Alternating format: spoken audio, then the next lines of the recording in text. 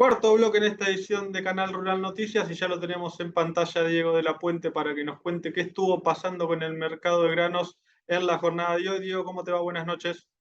Hola Lu, ¿cómo andás? Bien, la verdad que muy bien, espero que vos también. Contanos un poco qué estuvo pasando en un mercado hoy que otra vez vimos que volvió a bajar, por lo menos en Chicago.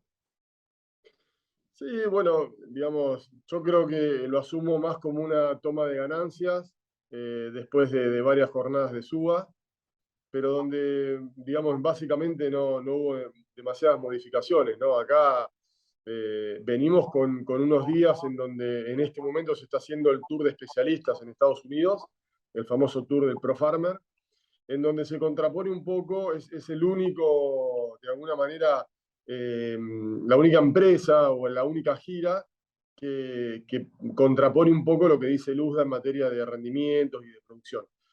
Y obviamente lo que dice el ProFarmer, como habitualmente lo hace, pues esto no es que este año particularmente el ProFarmer está diciendo algo distinto al USDA. Generalmente el ProFarmer tiende a mostrar rendimientos por debajo y producciones por debajo de lo que dice el USDA. Este año no es la excepción. Pero bueno, llama la atención que en algunos lugares, en algunos estados, que quizá la sequía no pegó tan fuerte, como por ejemplo más hacia el este, ¿no? En la zona de los estados de Ohio o Indiana, que los rendimientos no hayan sido como se esperaban, o mejor dicho, no se estimen como originalmente se habían estimado, claramente eso es más sorpresivo, ¿no? Distinto es en la zona de Nebraska, o un poco más al sur, que siempre estuvo seco, pero bueno, de alguna manera pone de nuevo en el tapete, ¿no? El tema de la veracidad de los datos de USDA, como siempre, ¿no? Entonces, bueno, estamos en esa situación, con una situación también climática en Europa y en la parte de la ex Unión Soviética también complicada, China complicado, las zonas productivas con una ola de calor y poca humedad muy importante, y por si algo faltara, Sudamérica estamos empezando a notar ya algunas cuestiones que hoy se empiezan a ver en el trigo, sobre todo en la zona de Córdoba, Santa Fe, algunas regiones de Santa Fe también hacia el oeste, pegado a Córdoba, la zona del sudoeste de Córdoba que es muy productiva. La verdad que ahí hay mucha preocupación por cómo van a ser los rindes, pero también tenemos que estar pensando que ya prácticamente se está sembrando la soja en la zona de los cerrados en Brasil, ¿no? En Mato Grosso Sul, Goiás. Con lo cual, te diría que el combo es bastante complejo. Lo de hoy fue básicamente una toma de ganancias, no está vinculado con lo que el mercado viene mostrando, ¿no? Claramente. A ver, me gustaría que profundices un poco sobre esta tensión, le vamos a decir, que puede darse entre el Pro Farmer y el USDA. Digo, ¿qué, ¿qué mira el productor y qué mira el mercado, sobre todo en Estados Unidos, cuando se dan estas situaciones? El productor americano, el farmer americano, obviamente tenés lugares en donde cuando el USDA te dice que hay una cosecha récord y el tipo está cosechando, todavía no estamos en esa instancia, pero ha pasado otros años, ¿no? Y ve que cosecha y la cosecha no es buena, bueno, eso es una catarata de tweets que tenés que ir siguiendo de cómo los productores están enojados con el USDA y diciendo cosas o, digamos, o pensando que el USDA tiene que dar una versión más veraz de lo que realmente ocurre. Entonces, el USDA te dice, no, porque en tal estado el rendimiento ha sido de tanto, o la condición de los cultivos es tal, que es buena, y cuando vos ves los productores, se nota que la situación no es lo real. Entonces, por un lado pasa eso con el productor, pero bueno, claro, por otro lado, la zona es tan vasta que puede ser compensada por otras regiones que sí están mejores del promedio o que estaban por ahí más complicadas y terminaron siendo mejores. Pero en definitiva el mercado mira lo que dice el USDA, ¿no? O sea, a la larga puede generar esta tensión que vos decís, estos movimientos, pero si el USDA después te dice que, por ejemplo, el USDA en el caso de la soja, en la estimación de agosto, aumentó el rendimiento y la producción respecto de julio. Y vos mirás los mapas de Estados Unidos, cómo viene la sequía avanzando desde que se sembró, desde mayo hasta acá, ha sido casi implacable en algunos lugares. Entonces es muy difícil pensar que la cosecha va a ser récord y encima que te la suban en agosto respecto de julio. Entonces, bueno, por lo menos que la mantengan, pero no que la suban. Entonces, cuando salen estos datos del ProFarmer, es como que mercado, o sea, el productor siente cierto alivio porque son productores reales, son ingenieros agrónomos reales que están recorriendo, se hace un tour con motorhome, van recorriendo diferentes zonas que siempre son las mismas todos los años. Cierto un poco alivio, pero bueno, la realidad es que ese alivio dura relativamente poco. Si el USDA en septiembre te vuelve a sostener que hay una cosecha récord, ¿no? O sea, hay que ver hasta dónde se siente presionado el USDA por este tipo de informes, que en definitiva, si lo miramos, hacemos un track record y miramos en la historia, nunca se sintió presionado por esto. Con lo cual, por eso digo, puede durar un tiempo porque ahora genera expectativa el dato del ProFarmer, pero cuando lleguemos al 10-12 de septiembre, el mercado va a estar esperando a ver qué dice el USDA. ¿Mm?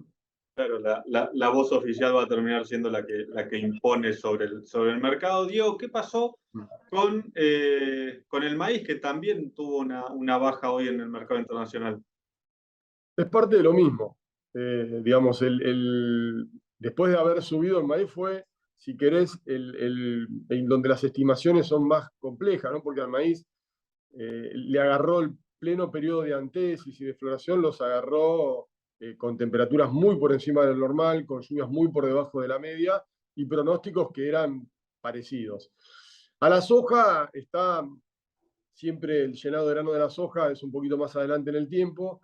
Lo que nosotros estamos viendo ahora, ya desde hace un par de semanas, son pronósticos con algo más de lluvias y temperaturas un poco más normales o por debajo de lo normal, con lo cual por ahí a la soja lo podría agarrar en algunos lugares, en alguna etapa donde todavía podría corregir algo, ¿no? En el cambio del maíz no. Pero la baja de hoy viene vinculada a todo eso, ¿no? Hay algunas cuestiones también sobre las formas que el USDA tiene de estimar las exportaciones semanales, que cambió, digamos, la manera, la técnica de hacerlo. Entonces hoy salieron exportaciones muy por encima de lo normal, pero la realidad es que yo diría que básicamente la caída de hoy tiene que ver con una toma de ganancias en un mercado que tiene, digamos, por un lado el clima como factor relevante alcista y por otro lado todo el contexto internacional vinculado, por supuesto, a la suba de la tasa de interés a nivel global, pero particularmente en Estados Unidos y en Europa. Eh, el único país del mundo que está bajando la tasa de interés es China para poder, digamos, estimular un poco su economía, que viene muy debilitada por esto de la política de COVID-0. Se sigue muy de cerca, claramente, la posibilidad de que China invada Taiwán en algún momento. O sea, el contexto no es bueno, pero los fundamentos del mercado están vinculados hoy a lo que pase con el clima, que no está bien en ningún lugar del mundo, ¿no? Yo te diría que las zonas más productivas, sacando por ahí una niña que puede tener un impacto más favorable en Australia o, digamos, en el sudeste asiático, te diría que en las regiones súper productivas como son Estados Unidos, Sudamérica, la ex Unión Soviética, la realidad es que la situación climática no es buena para nada.